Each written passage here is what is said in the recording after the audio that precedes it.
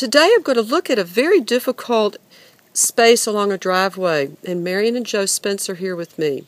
And what we're trying to do is make this lovely, old, weathered black locust fencing have some summer character. And so you can see the length of it. It's about 45 feet long.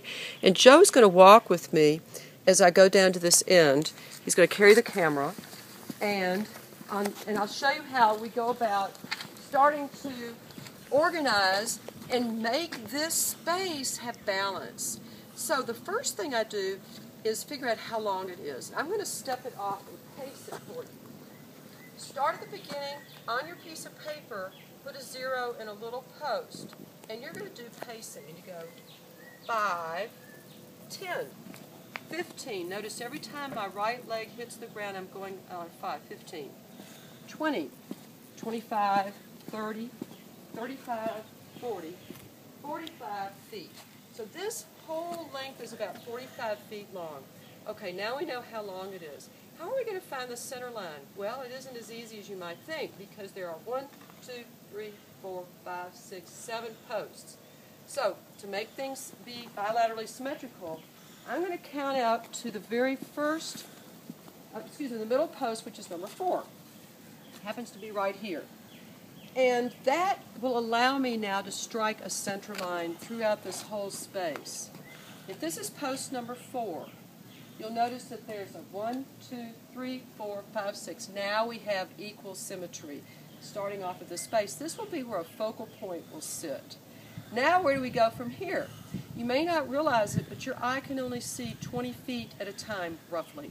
And that's my formula for success. So where I start is to find a center line, stand at it, and I'll go 5, 10. That's about 10 feet this way, almost where this post is. And then I'll go 5, 10. I have to fudge things a little bit. So here we have a segment of almost 20 feet. It's more like maybe 17 feet from here to here.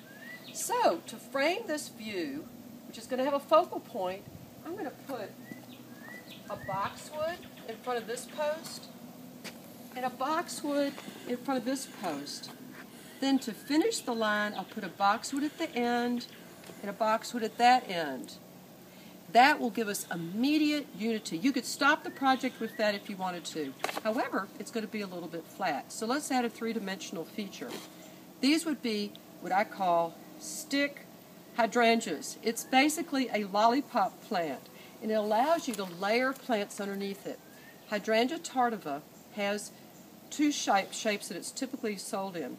One that's a small 3-foot stem with a head, which is a miniature one, and one that's about a 4-foot stem, or 3.5 to 5-foot stem with a head. I'm choosing the taller one because I'd like to place it behind the fence.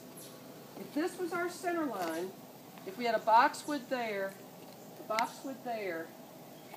you can put a tardiva hydrangea in this segment to enliven this set of panels, and one down at this end, right here. There's one here, and if I haven't made a mistake, there's one right here. Uh-oh, I think I made a mistake. Well, anyway, I've been drawing this, and so then I go back and I sketch in where I put them.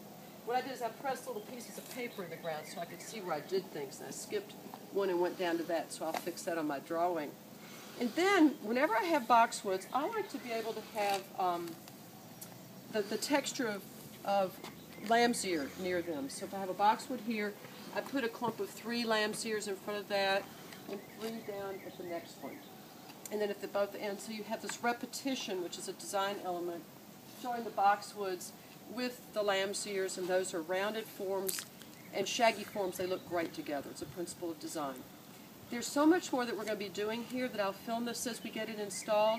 We're also showing an edging along the driveway to help. It'll be 3 inches tall. I don't know if you can see that with the shadow. It'll be an edging of stone 3 inches tall. It'll be backfilled. And it'll stretch just to those steps. So it'll be about 45 or 50 feet of edging. It'll allow the driveway to drain through it when it rains, and the bed will be a little bit above it so it rolls over. I'll talk more about the planting selections. I've sketched all of this while I've been working with my clients. And then I'm using trailing blue lobelia as the edging plant across the whole thing for unity, and then clumpings of rosé and geranium. And I'll show you that plan as it evolves. We're also going to have dahlias and a fabulous tree right back there. Follow us to the nursery. Thank you.